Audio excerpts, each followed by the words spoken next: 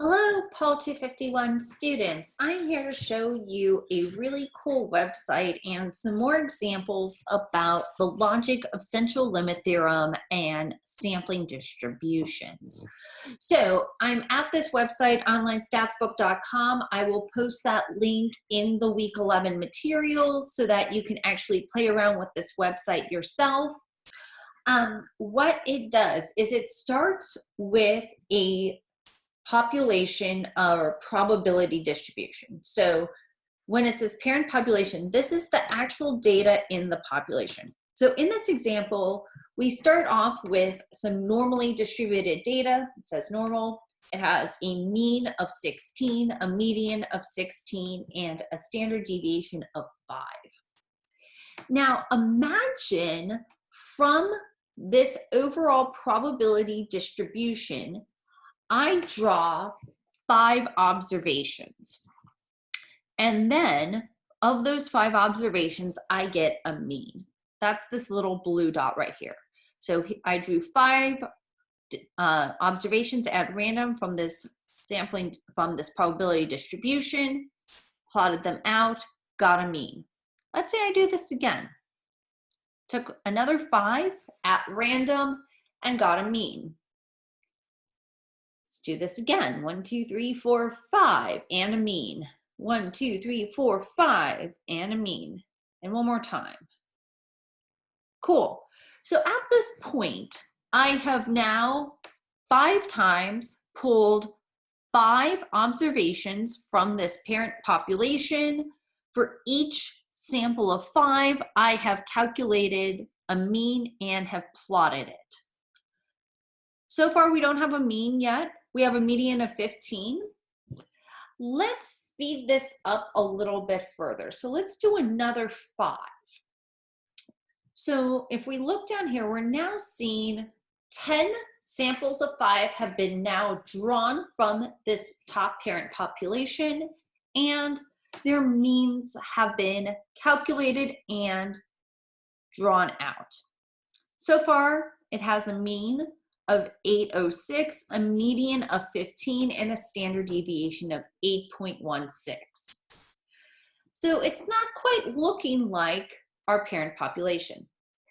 Now, when I talked about the logic of the central limit theorem, I said if we were to do this an infinite number of times, so if I were to keep drawing these samples of 5 over and over and over again and plot their means, I would start to see a normal distribution with a mean of that distribution representing the true mean of the parent population.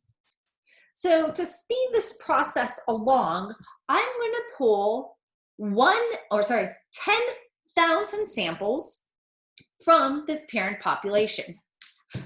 Boom. So now here for reps, I have 10,010 draws of 5 observations from this parent population. For each of those 10,010 samples of 5 that I've drawn, I've calculated a mean and plotted the mean here in blue. This distribution here in blue is the sampling distribution of means. And from the looks of it, it's starting to look like a bell-shaped curve, like the normal distribution. And lo and behold, here is its mean, 15.99. It's getting pretty close to the population mean of 16. So let's do this 10,000 again, and again, and again, and again. And now we're at 50,010 repetitions. And again, we're starting to see that bell-shaped normally distributed curve, and the mean of our sampling distribution is 16, which is matching the mean of the parent population. Now speed up some more. Let's do a few 100,000 reps. And we are now at, what is that? 3,250,010 samples of 5 that I've drawn from this parent population. I have a beautiful looking bell-shaped normal distribution curve going on here. whose mean of 16 is equal to that of the parent population. Now, we started with a normal distribution. What if we have a skewed distribution? So here's our positively skewed distribution. Most of our data exist at this low end of the scale. We have a tail going out in the positive direction. And let's just start simple here. And instead of doing samples of 5, I'm going to draw samples of 10. So I am now going to draw at random 10 observations from that parent population and calculate its mean. Did that once, let's do it again. Pull out 10 observations, plot their mean. Do that again. Let's do that 5 more times, and 5 more times again, and 5 more times again. Right, and right now we have done this 23 times, so I have pulled 23 samples of 10 observations from this overall parent population. For each one, I have plotted its mean down here in blue. Now, this blue sampling distribution of means, according to the central limit theorem, will start to look normally distributed and have a mean equal to that of the parent population. Slowly, this is looking kind of quasi like a normal distribution, but not quite yet. Its mean is 7.26, so it's not quite at the actual mean of the parent population. So let's speed this up some more. Let's just do our 10,000 and boom, look at that. We're now at 120,023 draws of 10 from this skewed distribution. Here, we're starting to see a normally distributed sampling distribution of means.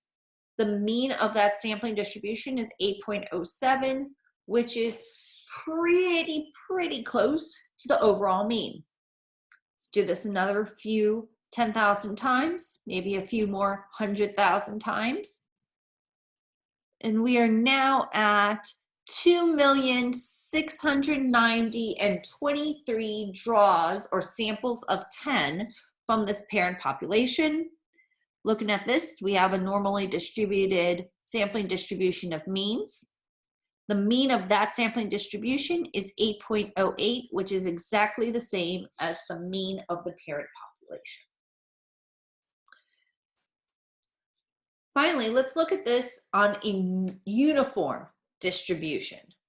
And in a uniform probability distribution, all values occur equally likely. So here, we're gonna pull 25 at a time from all across this distribution and plot its mean. Might take a little bit because we're pulling 25 observations, but boom, there we go. Let's do that 5 more times, 5 more times, 5 more times.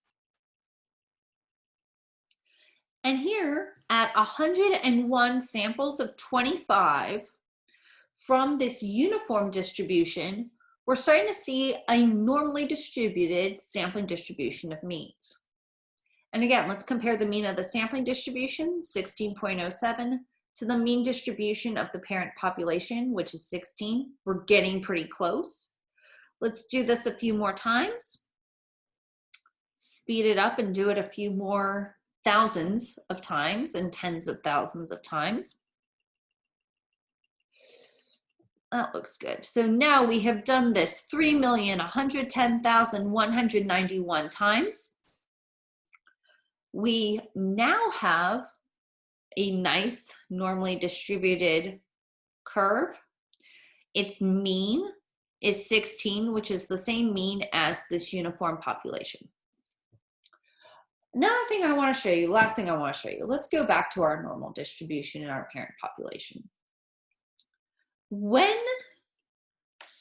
we are drawing samples from a population, the central limit theorem still holds that the mean of the sampling distribution will be equal to the mean of the population. So if I were to do this, let's see, 3 million times. So I have pulled 3 million samples of 2. I've pulled 3,000,001. When I've pulled 3,000,001 samples of 2 from this parent population, I still have a sampling distribution of means that are normally distributed, a mean of 16 equal to the full population. But its standard deviation is 3.54. It's pretty wide. It has some longer tails. Now imagine instead of pulling at any time a sample of 2 from this population, I'm pulling a sample of 25. So let me do this 3 million times. There we did 3,100,000 times. We still have our normal distribution of sampling means. Its mean is still 16, which is equal to the mean of the population. However, our standard deviation of this sampling distribution is a lot smaller. So this is another aspect of the central limit theorem. When we're pulling samples from our population, the larger the size of the sample, the smaller the dispersion of values in the sampling distribution. So in infinite sampling, yes, we will get a distribution whose mean is equal to that of the population, but it's going to have wider tails. Pulling larger samples from the population will result in a sampling distribution that does have a mean equal to that of the population, but it has a much smaller dispersion. It's more likely that you're going to find a sample mean closer to the true mean of the population. So with that, I encourage you to go play around online with this link. I'm going to post it on Blackboard. Play around with it, see what I mean in terms of the central limit theorem, and then continue on watching videos for this week.